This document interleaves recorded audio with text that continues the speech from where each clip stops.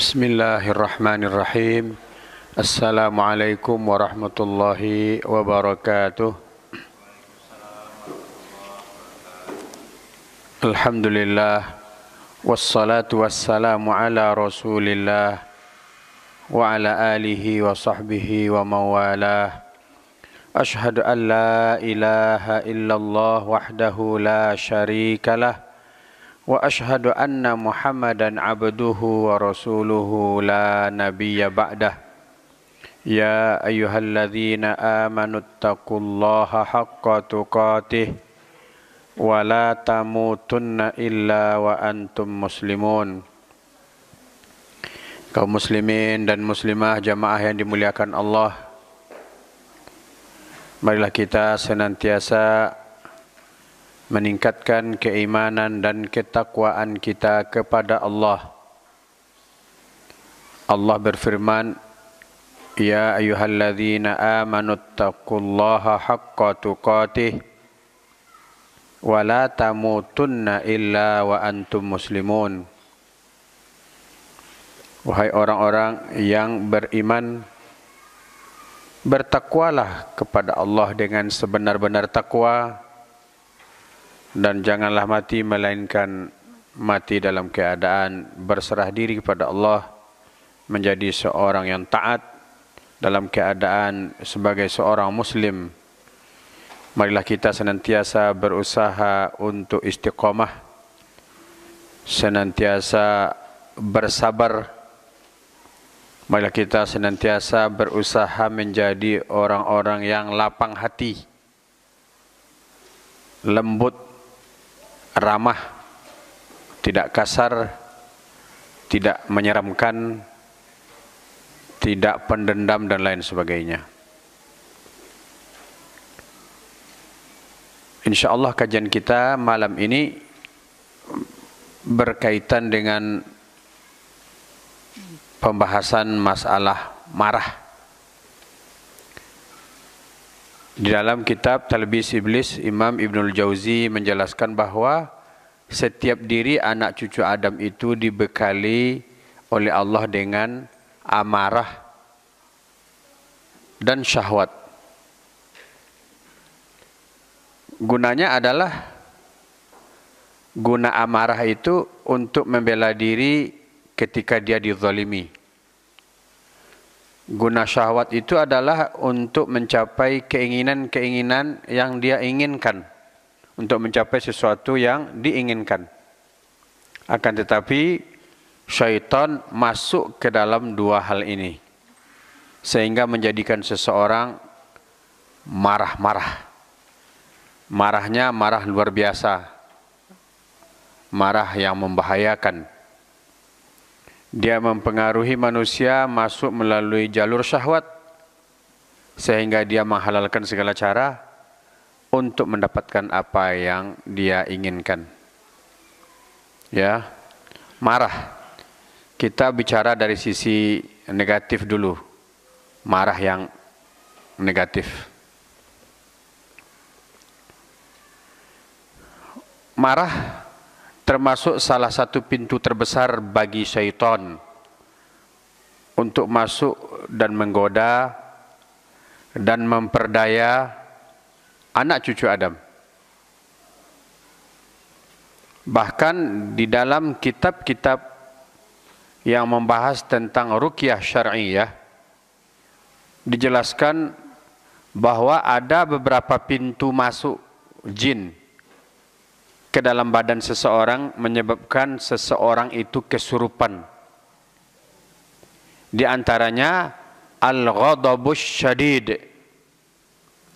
marah yang berlebihan, marah, terlalu marah.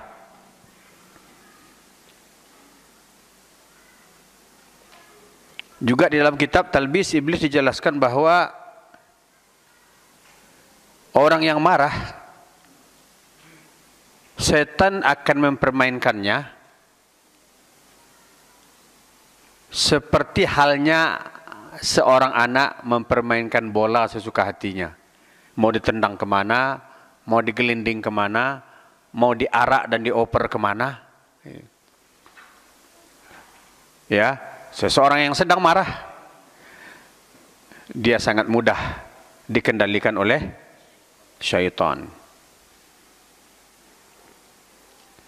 Abu Hamid Al-Ghazali, Imam Al-Ghazali mengatakan, ketika seseorang marah, udara kotor akan naik dari saluran-saluran darah di dalam hati menuju otak. Ia akan sampai pada saluran pemikiran, yakni saluran otak. Bahkan ia akan menyebar sampai pada saluran panca indera, sehingga matanya menjadi kelam dan tidak dapat melihat dengan jelas. Baginya seluruh isi dunia ini nampak hitam pekat. Otaknya seperti gua yang di dalamnya terdapat gejolak api yang berkobar. Layaknya udara hitam yang memenuhi rumah, sehingga serasa bergejolak dan semua sudutnya dipenuhi asap. Terkadang gejolak amarah ini semakin bergolak hingga memadamkan kedamaian dan ketenangan yang dapat menghidupkan hati. Pada akhirnya sang pengidap marah meninggal dalam keadaan marah. Begitu berbahayanya marah. Ya, kalau kita fahami dari perkataan Imam Al-Ghazali ini, sampai mengalir ke mata. Biasanya orang yang marah, terlalu marah, biji matanya ikut memerah gitu. Padahal setiap kita memang dibekali dengan amarah. Akan tetapi syaitan menjadikannya sebagai pintu untuk memplesetkan seseorang. Ya, apa beda sedikit marah dengan sedikit-sedikit marah? Mudah bedanya kan? Sedikit marah ya marah seperlunya. Tapi sedikit-sedikit marah, marah melulu gitu. Marah-marah terus.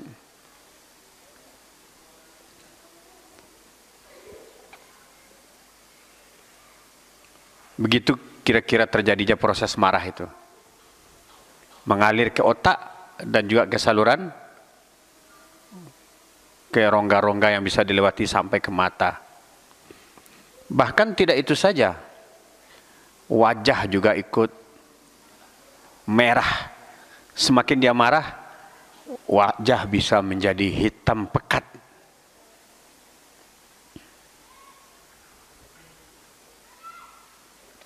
Kalau dalam bahasa Minang, apa namanya? Bangki setan den deang mah. Nah, bas setan den jadian. Atau kita melihat orang yang marah, kita katakan bangki setan nang ya.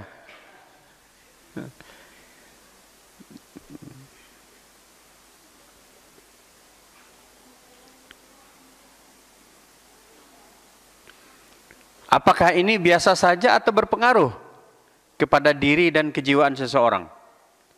Berpengaruh.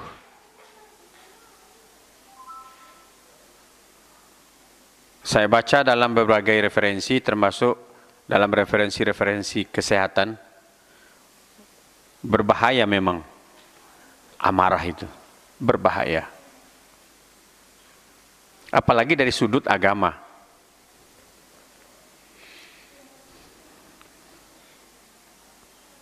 Di antara efek negatif atau bahaya yang akan diderita oleh orang yang suka marah-marah, di antaranya satu, pengaruh terhadap badan atau fisik.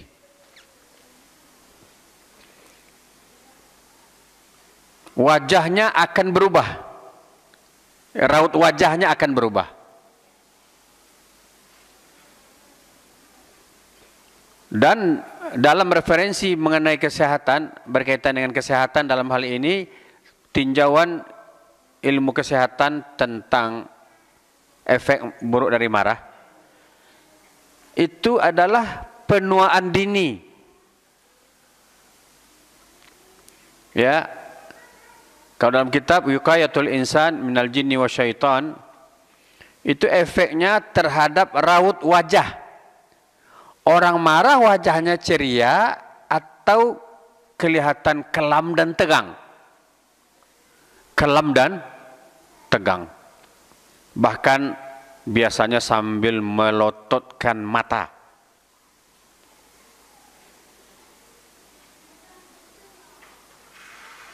Ada orang marah santai. Kalau orang marah santai, justru yang dimarahi akan ketawa. Dia marah dalam keadaan lunglai. Nah, orang marah itu raut wajahnya berubah. Persendiannya menegang. Bahkan dia sampai gemetaran, menggigil. Tingkah lakunya tidak terkontrol.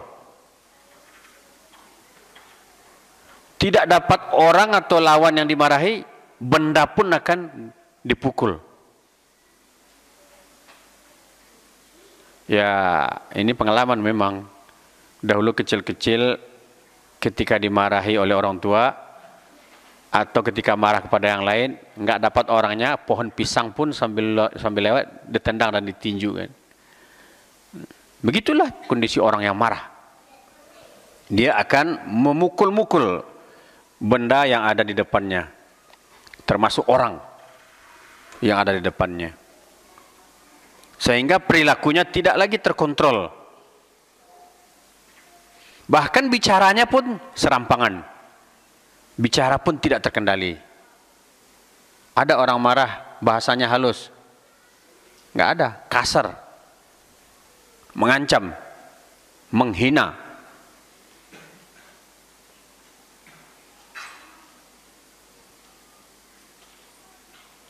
Bahkan orang marah itu sampai-sampai lubang hidungnya ikut bergerak. Ya. Bahkan ada yang sampai keluar buih dari mulutnya.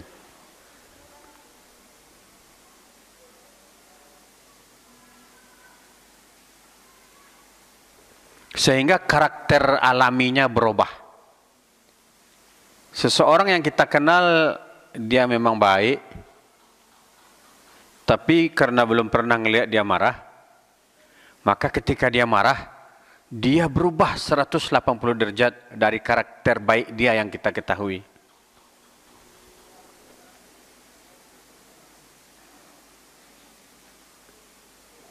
Seandainya orang yang sedang marah pada hakikatnya,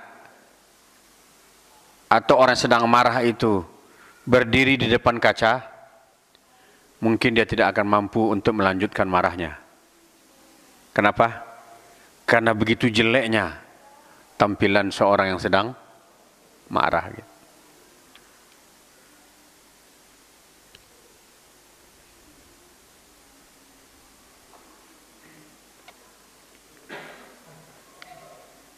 Bahkan dia malu melihat wajahnya.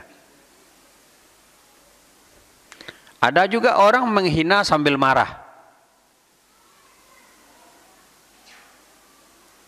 Menghina sambil marah, merendahkan orang sambil marah. Sekiranya dia bisa melihat wajahnya ketika marah dan menghinakan orang, maka dia akan malu dengan diri sendiri. Orang yang dia hina tetap tenang, gagah dan cantik, sedangkan dia yang menghina berubah menjadi makhluk yang sangat menakutkan dan jelek sekali. Maka terlalu sering marah-marah, maka wajarlah dia nampak begitu cepat menua. Saya pernah ketemu dengan bapak-bapak umurnya lebih dari 90, tapi wajahnya kinclong, bahasa sekarangnya. Saya temui bapak itu, saya mengenal beliau cukup lama. Masya Allah, mudah senyum.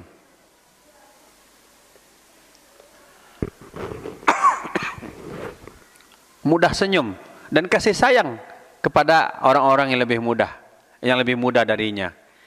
Dia kadang menyapa orang bukan dengan kamu, tapi dia panggil Ananda, Adinda.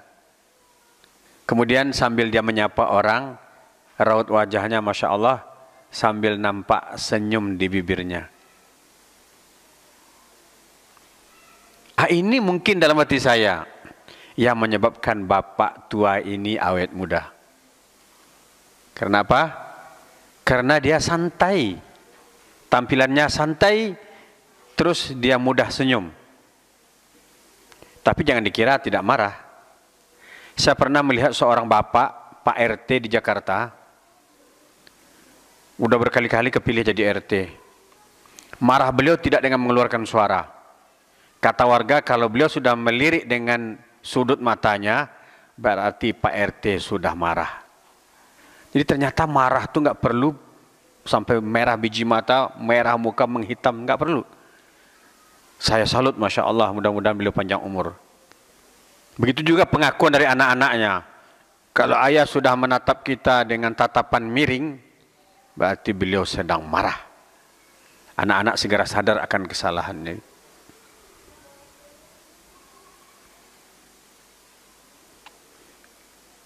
Tapi kebanyakan beliau itu tersenyum. Ketika berjumpa menegur seseorang tegur sapa dengan seseorang, senyum. Ketemu dengan saya, Assalamualaikum Pak Ustadz, apa kabar, sehat? Dari mana ini?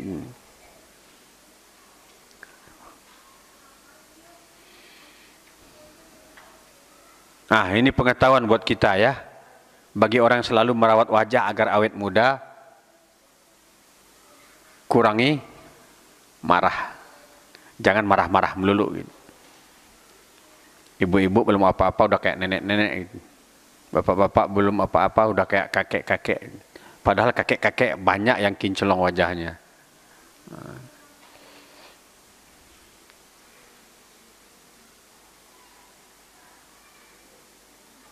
Nah, bila seseorang marah, dia akan tampil di luar karakter dia, karakter aslinya. Nah, sedangkan efek terhadap batinnya jauh lebih buruk dari itu. Dadanya akan terasa sesak. Ya, dadanya terasa sesak. Dia akan merasakan tekanan batin.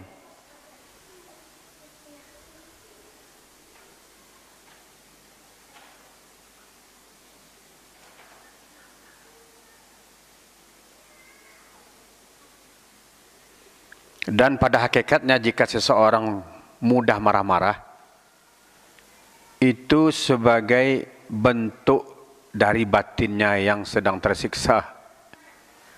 Ya, kadang ada orang sedikit-sedikit marah, ternyata itu adalah luapan dari penyakit batin yang sedang dideritanya gitu.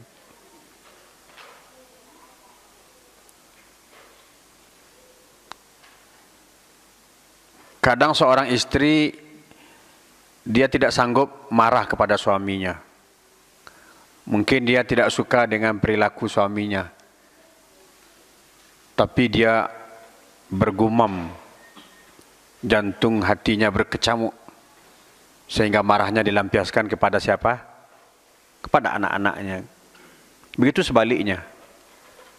Seorang suami tidak mau memarahi istrinya, karena mungkin dia tahu karakter istrinya nggak mau dimarahi, nggak mau ditegur, nggak mau diluruskan. Akhirnya dia lampiaskan ke anak-anaknya. Ini juga tidak boleh, ini berbahaya. Nah, amarah itu biasanya sebelum dia keluar, dia tersimpan dulu di dalam dada. Nah, nanti itu yang akan kita carikan bagaimana solusinya secara syar'i. Jadi orang yang marah-marah itu sebetulnya lebih besar efek kepada kejiwaannya.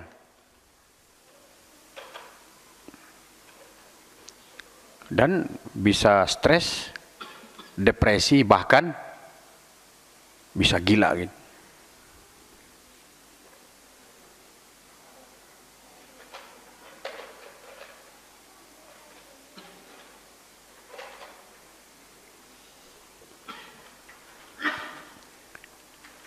Efek lain dari marah-marah adalah memukul. Ya, baik dengan badannya sendiri atau dengan alat. Bahkan merobek-robek, melukai, bahkan sampai membunuh atau menghilangkan nyawa orang. Lihatlah dua insan yang saling marah, kemudian masing-masing tidak bisa menguasai marahnya, maka syaitan akan menaikkan amarah masing-masing. Apa yang terjadi setelah itu? Bertanding. Ujung-ujungnya apa? Menghabisi salah satunya. Oleh sebab itu, orang yang membunuh dan yang dibunuh, kata Rasulullah, di mana? Kedua-duanya masuk neraka. Hanya yang terbunuh keduluan aja terbunuh, padahal dia juga punya niat untuk membunuh.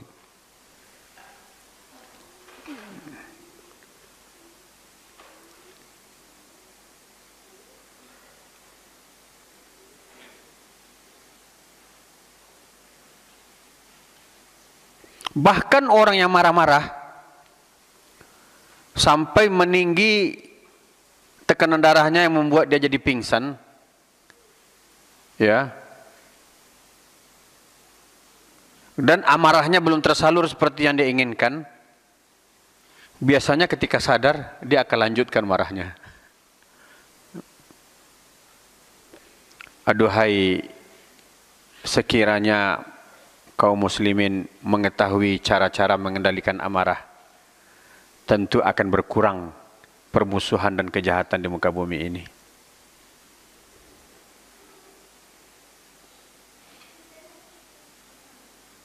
Ketika seseorang marah, dia tidak ada lagi peduli dengan risiko yang akan dia hadapi. Yang penting bagaimana amarahnya itu tersalurkan, tujuannya tercapai.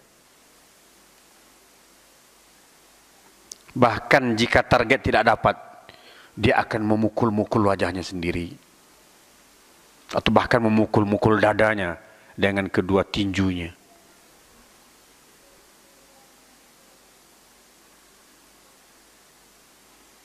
Bahkan dia akan melakukan perbuatan-perbuatan aneh yang layaknya dilakukan oleh seorang yang sedang gangguan jiwa, orang gila.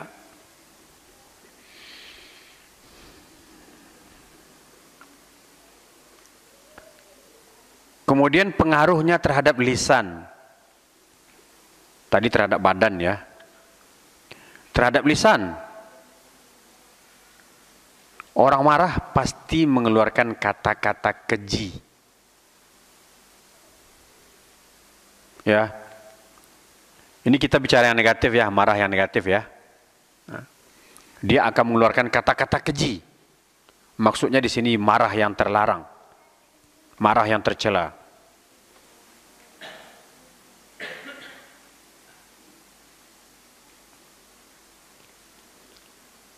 Kalau dalam bahasa Minang, sampai bacaruk-caruk.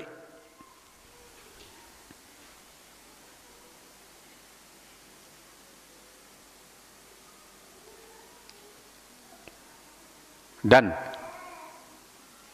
biasanya kalau dia selesai marah, dia akan malu dengan dirinya sendiri. Lah, tadi kok itu yang saya bilang ini. Nah, begitulah seorang yang sedang marah, dia tidak bisa mengendalikan lisannya. Dia akan berbicara dengan kata-kata kotor dan kasar. Dan saat dia marah, dia nggak peduli, dia nggak malu. Kadang ketika seorang marah-marah nggak karu-karuan, kita yang dengar yang malu kan. Woi, jangan kencang-kencang nanti dengar sama tetangga. Nggak peduli katanya. Dia tetap aja terus-terusan marah. Biarin aja. Biar dia tahu kalau aku sedang marah. Kadang seorang sedang marah nggak peduli di hadapan orang ramai, di pasar pun lihatlah, ya, kejadian di pasar, di jalan raya, berantem, pukul-pukulan.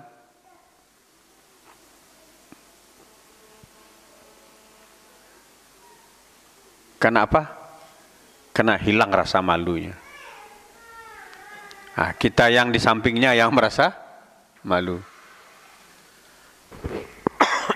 Sekiranya kita adalah keluarganya, maka kita yang malu sama yang lain. Udahlah, jangan diteruskan, jangan kencang-kencang ngomongnya, biarin katanya. Kita tahan dia, biarin katanya, biarin didengar oleh semua orang. Mungkin dia akan berteriak, wahai semua orang dengarlah. Mungkin akan dia tambah keraskan suaranya. Jadi efeknya dia tidak merasa malu. Orang yang marah-marah itu hilang rasa malu.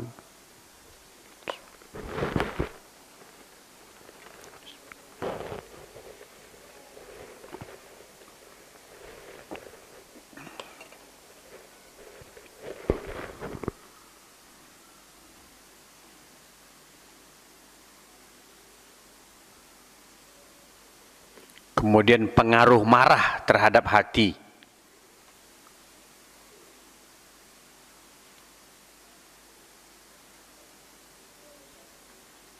Satu, terhadap hati orang yang dimarahi. Pengaruh marah terhadap hati. Pertama, pengaruh terhadap hati orang yang dimarahi. Belum tentu semua orang yang dimarahi bisa terima.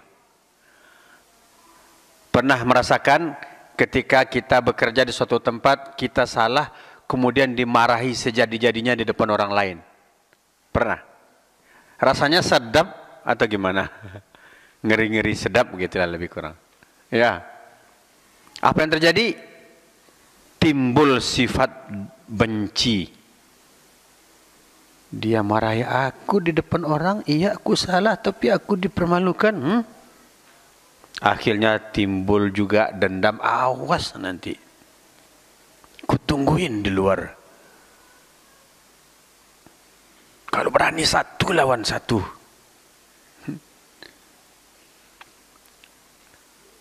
Ada seseorang yang nggak mau ditegur oleh aparat. Dulu pernah saya dapat kisahnya melalui media.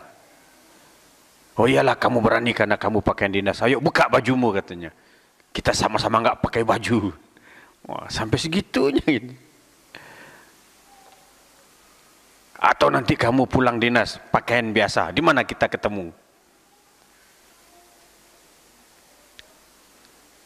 Hatinya menjadi dendam.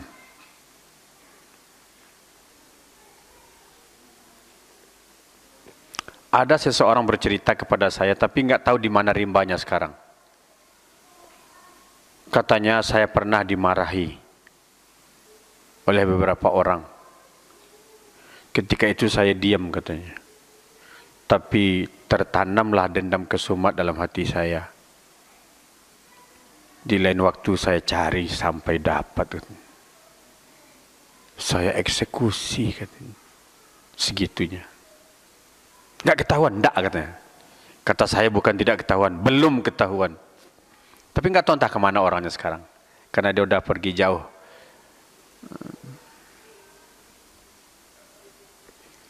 Dari apa? Sebab apa? Katanya aku sering dimarahi, sering dipermalukan. Menimbulkan dendam. Akhirnya dia cari orang yang memarahinya. Katanya dia habisi. Inna lillahi wa inna ilaihi raji'un. 10 atau 15 tahun yang lalu. Ternyata juga katanya agar saya bisa menghabisi dia, aku belajar ilmu hitam. Betul. Sehingga kalau saya yang dia lukai dengan benda tajam, saya enggak terluka katanya. Karena saya sudah dipagari oleh ilmu hitam. Tapi kalau saya yang melakukan, habis mereka katanya. Oleh sebab itu jangan suka memarahi orang berlebihan. Ya. Jangan. Kalau kita atasan, kalau kita punya karyawan, jangan mempermalukannya, jangan. Karena bisa jadi tampilannya diam, tapi dia setelah itu memendam dendam kesumat. Efek terhadap hati orang yang dimarahi, dia benci, dia dendam, dia akan dengki juga, hasad.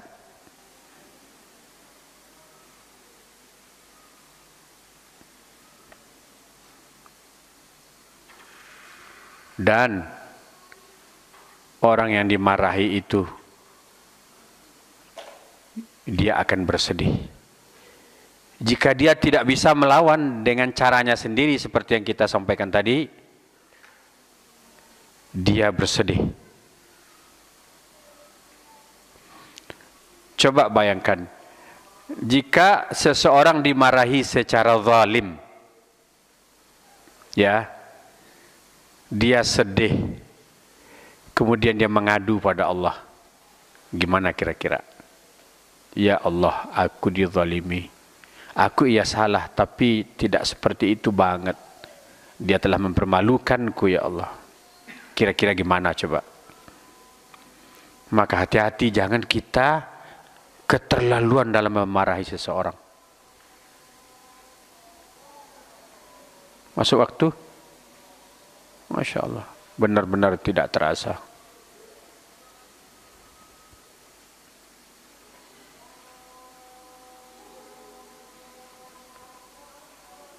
Nah, kemudian setelah itu, biasanya kalau yang dimarahi itu karyawan, apalagi dia sudah bertahun-tahun kerja di situ, kalau dia dimarahi secara berlebihan, apalagi dipermalukan sampai dijatuhkan harga dirinya, apa yang akan dia lakukan?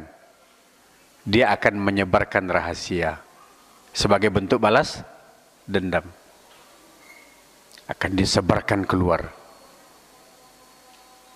Akan dia sikap, dia akan menyingkap tabir-tabir kebobrokan dan sifat-sifat perangai-perangai tercela yang lainnya yang dia ketahui dari orang yang memarahinya.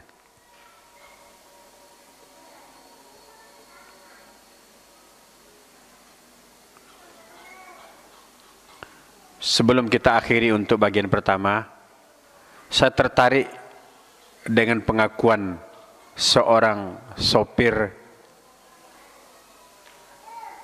direksi. Sopir seorang direksi satu perusahaan, sebuah perusahaan. Saya berjanji bertekad untuk tidak pindah lagi ke negeri asal saya, Ustaz. Saya sudah sangat nyaman tinggal di sini. Kenapa? Bos saya tidak pernah menyuruh saya.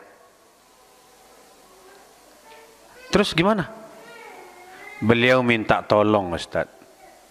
Mas, bisa Bapak minta tolong, Mas? Tolong antarin anak-anak ke sekolah. Pak, jangan begitu Pak ngomongnya, perintahkan Pak, jemput anak-anak ke sekolah. Oh, nggak bisa.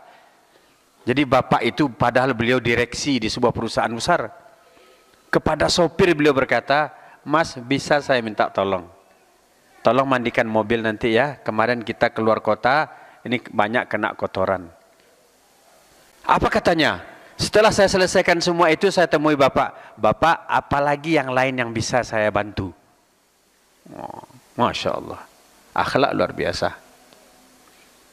Sangat berbeda dengan main tunjuk aja. Setelah itu ya. Kamu lagi ngapain? Sedang makan Pak. Cepat makan, kerjakan itu. Walah.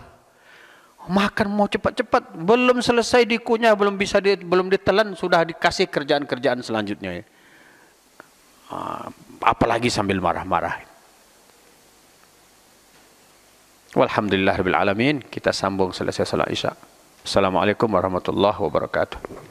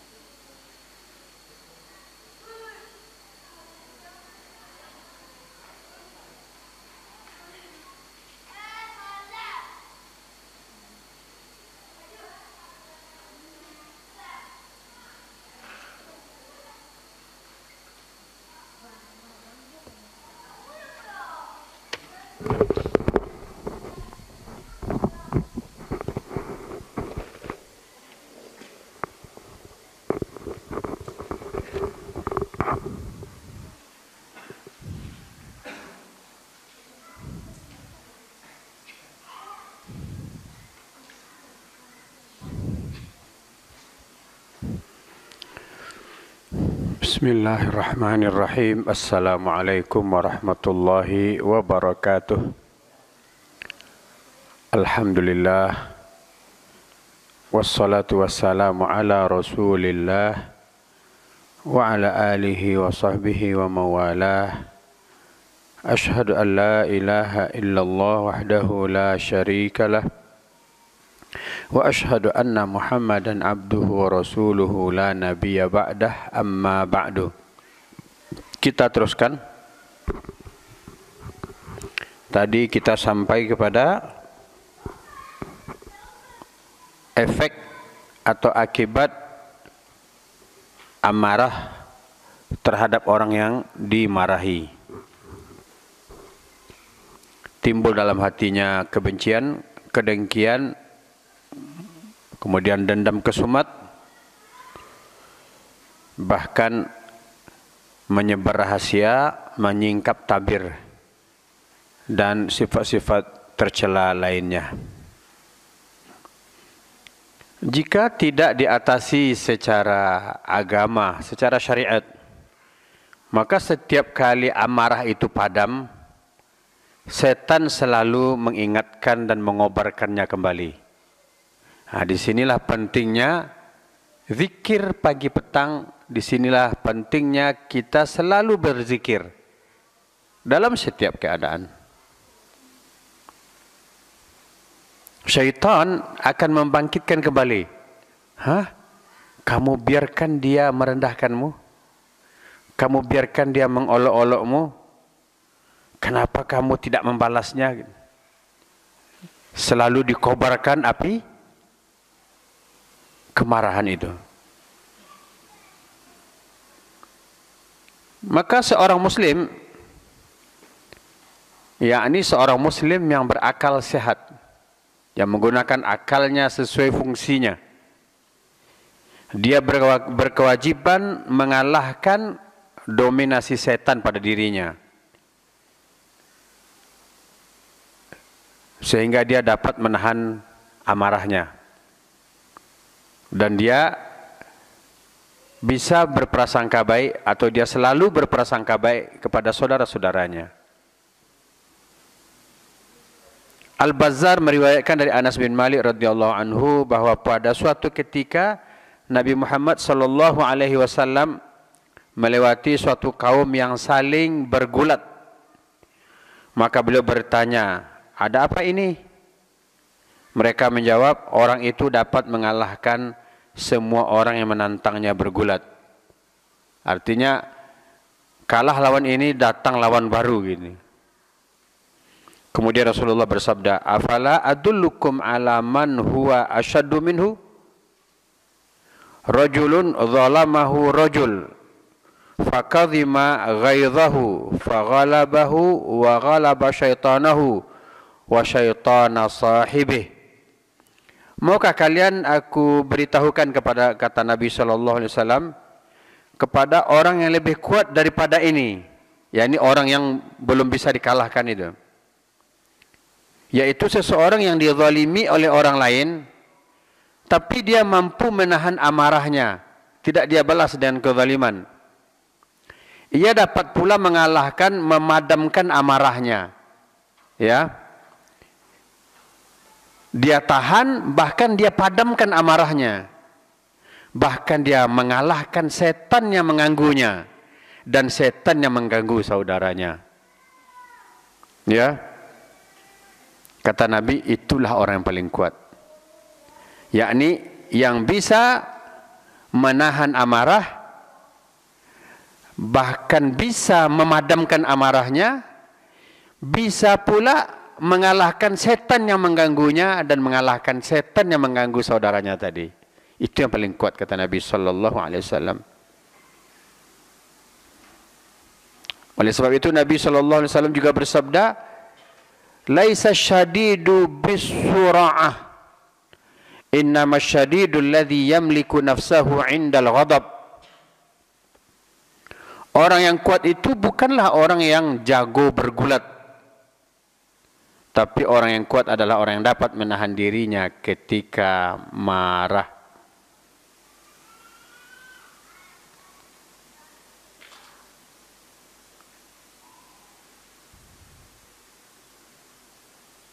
Jadi seorang muslim, dia asalkan dia mau belajar, kemudian mengamalkan apa yang dia pelajari itu, sungguh Nabi SAW telah mengasih cara atau metode untuk menahan amarah.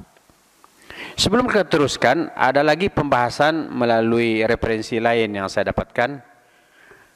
Amarah itu bisa menyebabkan tukak lambung.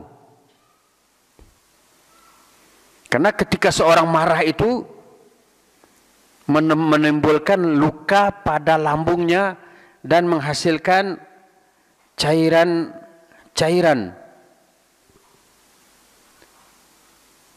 Ya, orang yang suka marah-marah itu akan terserang oleh tukak lambung. Tukak lambung itu lebih parah dari asam lambung, sampai lambungnya luka sehingga mengeluarkan cairan. Bahkan juga dapat menyebabkan migrain dan pusing. Cuman dalam pembahasan di sini, dalam referensi yang saya jumpai, dilaporkan banyak wanita yang emosional dibanding laki-laki dalam hal ini mengeluhkan suka sakit kepala sebelah, migrain ini, dan pusing-pusing ini. Ayo, di rumah kita suka marah-marah, kita pak istri sama anak. Tidak mesti semuanya harus dimarah-marahi, ya. Kita harus berusaha mengendalikan amarah. Bahkan dapat menyebabkan hipertensi.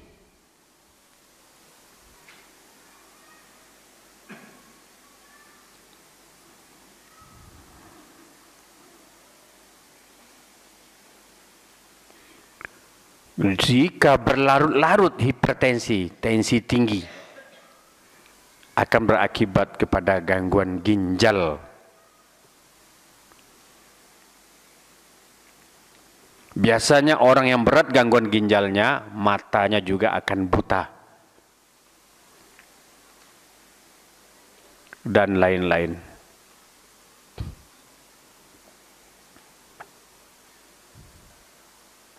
Orang yang marah-marah juga berpotensi mendapat serangan jantung.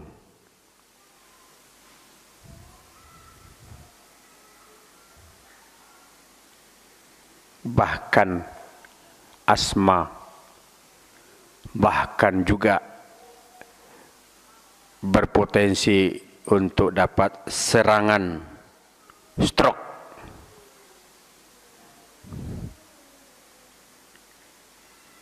Bahkan akan melemahkan daya tahan tubuh.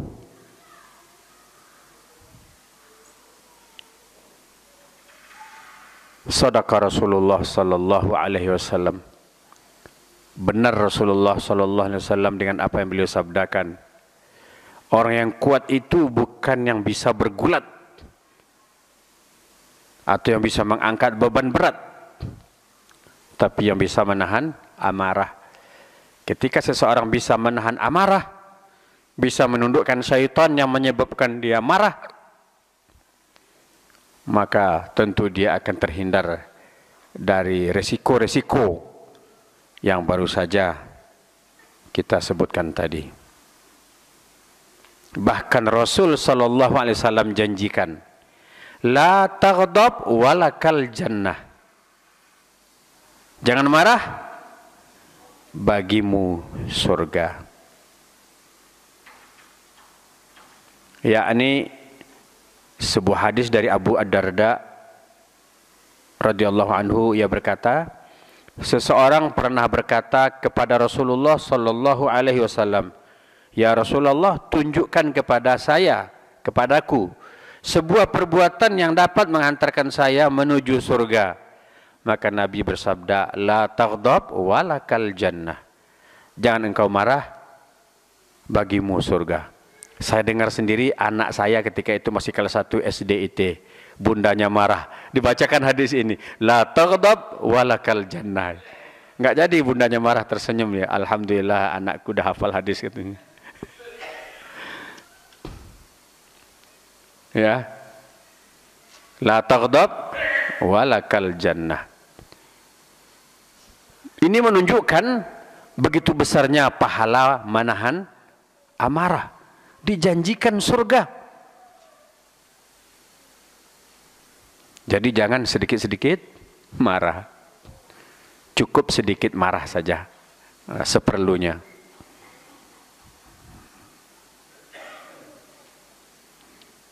Ada juga hadis dari Abu Hurairah, dia juga bertanya bahwa beliau berkata bahwa seseorang bertanya atau berkata kepada Rasulullah, nasihati aku ya Rasulullah. Beliau bersabda, la taghdab.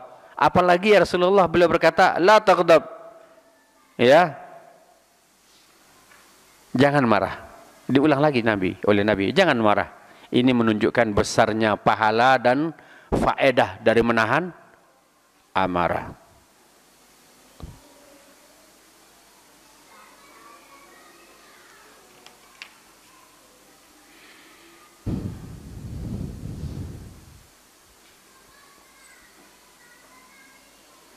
Termasuk gangguan amarah atau efek buruk marah terhadap kejiwaan, seseorang akan susah tidur.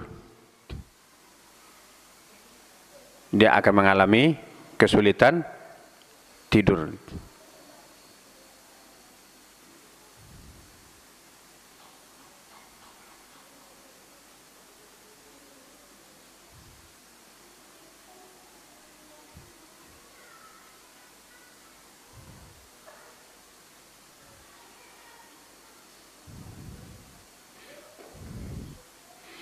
Kita kan manusia normal, ya.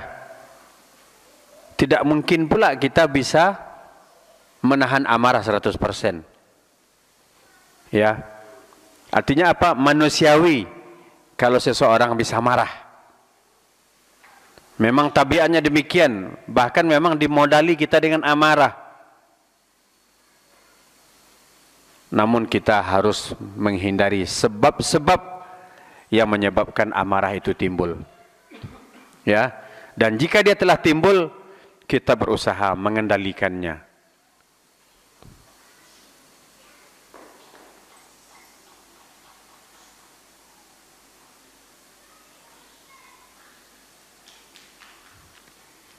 Kita sudah membahas marah dan efek-efeknya. Terus bagaimana cara meredam amarah?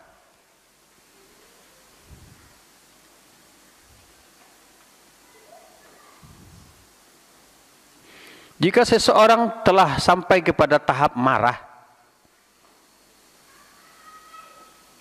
maka hendaklah dia berlindung kepada Allah. Meminta perlindungan kepada Allah Subhanahu wa taala sebagaimana yang disabdakan oleh Nabi sallallahu alaihi wasallam, inni la a'lamu kalimatan law qalaha dhahaba anhu ma yajid law qala a'udzu billahi minasyaitan dhahaba anhu ma yajid. Sesungguhnya aku benar-benar mengetahui suatu kalimat, kata Nabi sallallahu alaihi wasallam, seandainya orang itu mau mengucapkannya, niscaya amarahnya akan padam. Seandainya, yakni a'udzubillahi minasyaitonirrajim, dhahaba anhu ma yajid. Seandainya dia mau mengucapkan aku berlindung kepada Allah dari syaitan yang terkutuk, maka pasti amarahnya akan hilang. Jadi obat pertama dan utama ketika sedang marah, baca ta'awudz. A'udzubillahi minasyaitonirrajim.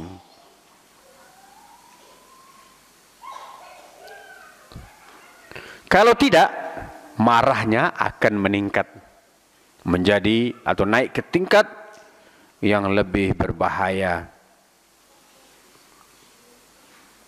Ya, yang pertama berta'awudz, minta perlindungan pada Allah. Hati-hati ya, nanti dibisikin oleh setan, tunggu dulu, marahi aja dulu, nanti setelah marah baru baca auzubillah. Hati-hati. Ketika terasa marah, sudah mulai marah, langsung potong dengan a'udzubillahi minasyaitonirrajim. Kemudian zikir-zikir yang lain, astagfirullah, la ilaha illallah, astagfirullah. Pokoknya zikir. Secepat mungkin kita potong dengan zikir.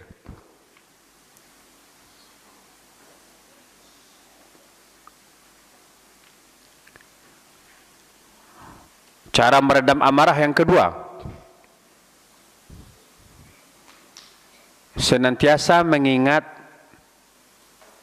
balasan besar, yakni pahala besar yang disediakan untuk orang yang menahan amarah. Mengingat, ya, senantiasa mengingat pahala besar yang dijanjikan untuk orang yang menahan amarah. Dari Abdullah bin Umar, Rasulullah sallallahu alaihi wasallam bersabda, "Ma min jur'atin a'zamu ajran 'indallahi min jur'ati ghaizin kadhamaha 'abdun ibtigha'a wajhallah." Ibtigha'a wajhillah. Tiada letupan amarah yang pahalanya lebih besar di sisi Allah yang ditahan seseorang karena mengharapkan ridha Allah. Jadi bila seseorang menahan amarahnya dan dia mampu menahannya, dia akan memperoleh ridha Allah Subhanahu wa taala.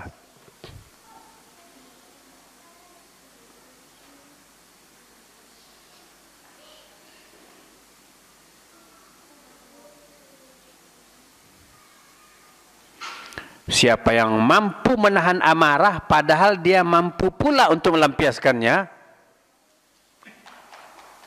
maka Allah akan menyerunya di hadapan seluruh makhluk sehingga memilihkan untuknya bidadari cantik sesuka hatinya.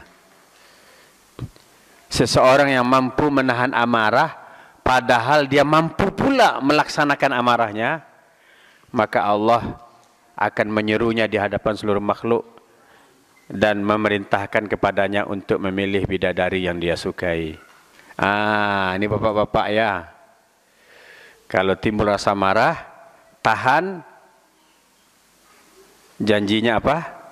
Akan dikasih bidadari yang cantik-cantik. Masya Allah.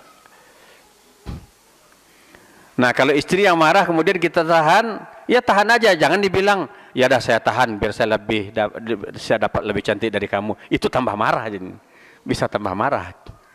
Maksudnya kita tahan amarah kita padahal kita mampu melaksanakannya karena kita tahu balasannya dari Allah. Kita akan dipuji oleh Allah di hadapan makhluk lain dan Allah perintahkan kita memilih bidadari yang kita sukai. Nah, jika suami dimarah-marahi oleh istri, sabar aja.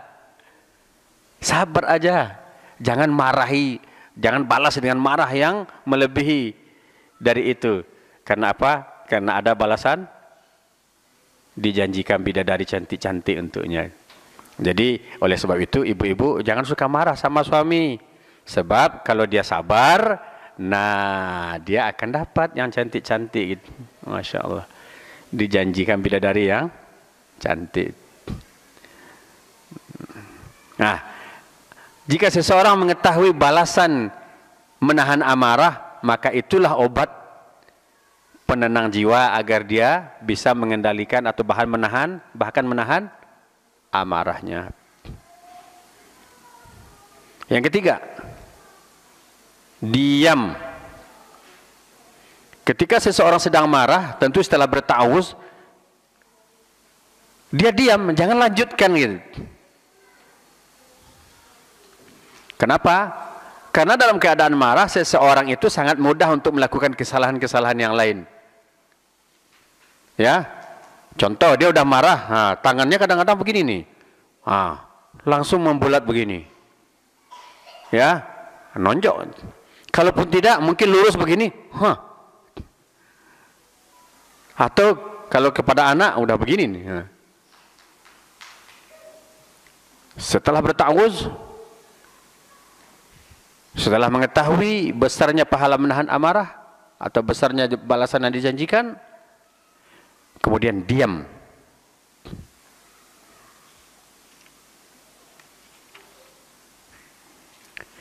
Jika sedang berdiri, ini yang keempat, jika sedang berdiri maka duduklah. Orang yang marah sedang berdiri maka duduklah. Tentu jika dia marah sedang duduk, hendaklah dia berbaring.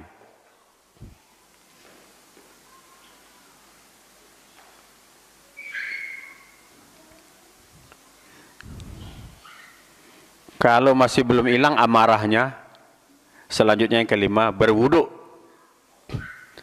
Karena jin dari api, api didinginkan dengan, atau bahkan dipadamkan dengan air.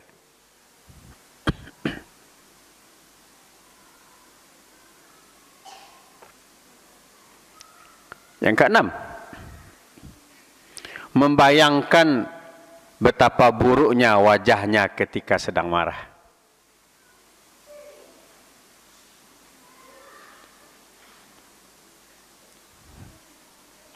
Dia bayangkan wajahnya sendiri ketika dia sedang marah. Coba sekali-sekali ketika kita marah langsung menghadap cermin. Insya Allah akan berhenti seketika. Ya.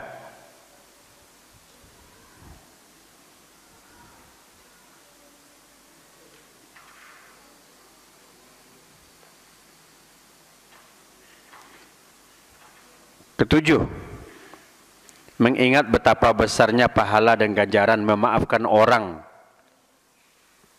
Ya, kalau ada orang salah, kalau kesalahannya bisa dimaafkan, ya maafkan. Tapi kalau berkaitan dengan hukum, mungkin diselesaikan secara hukum, tapi dimaafkan, luar biasa pahalanya. Bahkan Allah berfirman, wasari'u ila magfiratin min rabbikum wa jannatin arduhas samawati wal ard uiddat lil muttaqin. Bersegeralah kalian kepada ampunan Allah dan surganya yang luasnya seluas langit dan bumi, yang disediakan untuk orang yang bertakwa. Alladzina yunfikuna fis sarra wad dharra, yakni orang-orang yang menafkahkan harta mereka dalam keadaan lapang dan sempit. Wal kadhiminal ghaidha, dan bisa menahan amarah. Wal afina 'anin nas, kemudian memaafkan manusia. Wallahu yuhibbul muhsinin, dan Allah menyukai orang-orang yang berbuat kebajikan.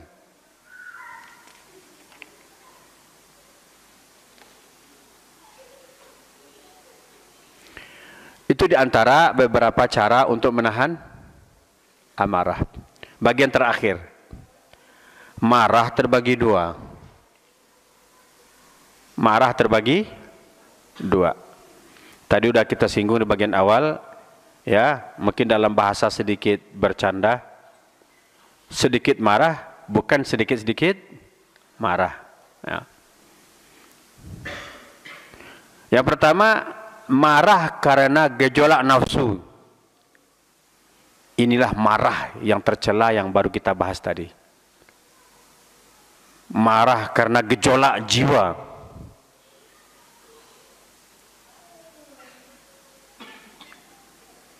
Yang kedua, marah karena Allah. Al-hubbu fillah wal bughdu fillah.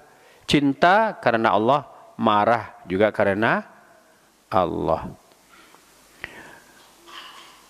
Kan ada sebuah kisah atau riwayat Rasulullah masuk rumah, ya, ini riwayat dari Aisyah.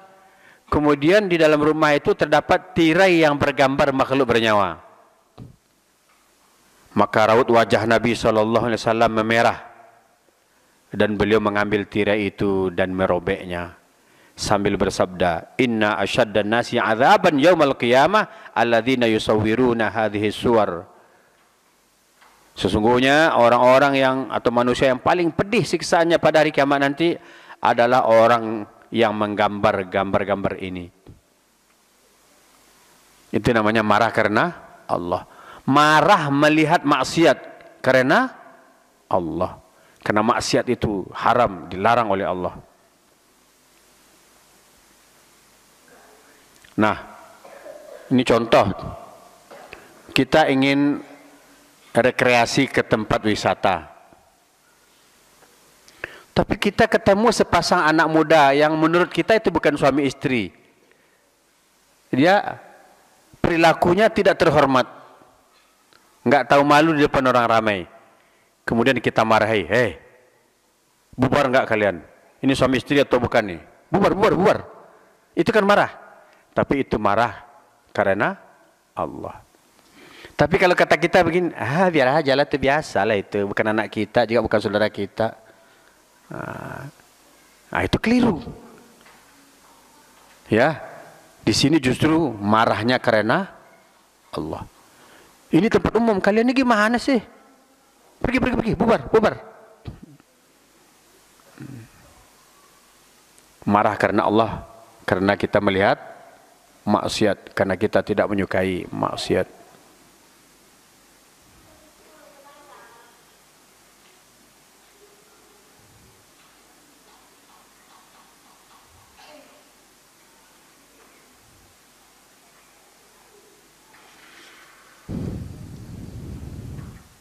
Nah, ketika Rasulullah melihat di rumah Aisyah ada tirai bergambar makhluk bernyawa, Rasulullah marah.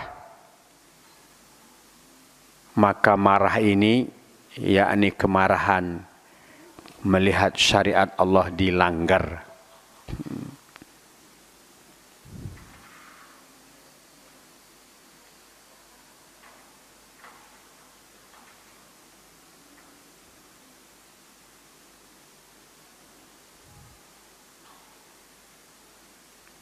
Juga Rasulullah marah ketika melihat dahak di arah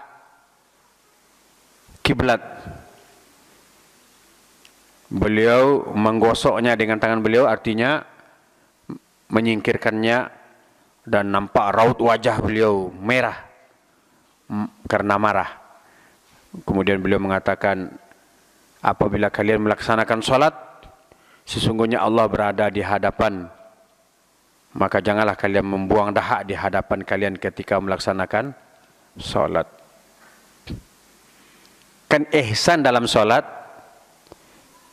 seakan-akan kita melihat Allah di depan kita. Kalau kita tidak bisa melihat, dan memang tidak bisa melihat, maka yakinilah Allah melihat kita. Ini tentu dalam pembahasan fikih sholat dilarang meludah ke arah kiblat. Nah, ketika itu Rasul marah. Nah, jadi ketika kita marah melihat maksiat, maka marah itu adalah marah karena Allah. Jadi itu bukanlah marah yang tercela. Demikian pembahasan kita tentang marah, dan kita tutup dengan pembagian marah. Ya, marah karena gejolak jiwa, dan ini terlarang. Kemudian marah karena Allah disebabkan kita melihat dan menyaksikan kemaksiatan, atau dalam rangka ingkarul mungkar, mengingkari kemungkaran. Ya. Bahkan dalam mengingkari kemungkaran juga ada membenci. Ya, membenci dalam hati, membenci kemungkaran itu. Semoga Allah menjaga kita dari sikap marah-marah. Maka sesering mungkinlah kita mohon perlindungan kepada Allah, dan kita terapkan sunnah-sunnah Nabi dalam mengendalikan diri ketika marah. Ya, oleh sebab itu berusahalah semaksimal mungkin untuk tidak marah-marah melulu, marah yang berdasarkan gejolak jiwa. Dan tentu kita akan marah apabila kita menyaksikan maksiat, dan akan marah kepada orang yang menampakkan maksiatnya terang-terangan, karena marah ini tentu merupakan ibadah. Ya, kenapa? Karena mencegah kemungkaran. Tapi tentu juga marahnya nggak ngamuk-ngamuk. Ya, kita cari orang itu, kita hajar di situ, kita lempar sana sini, bukan itu maksudnya. Yang penting marah, tapi bukan tetap saja marah yang tidak berlebihan gitu ya, sampai menciderai orang, tidak, karena itu bukan tugas kita, itu tugas penegak hukum. Ya, kalau di negara Arab ada pasukan amar ma'ruf nahi mungkar. Insyaallah jelas ya. Barakallahu fikum, jazakumullahu khairan. Subhanakallahumma bihamdika asyhadu an la ilaha illa anta astaghfiruka wa atubu ilaik. Walhamdulillahirabbil alamin. Wassalamualaikum warahmatullahi wabarakatuh.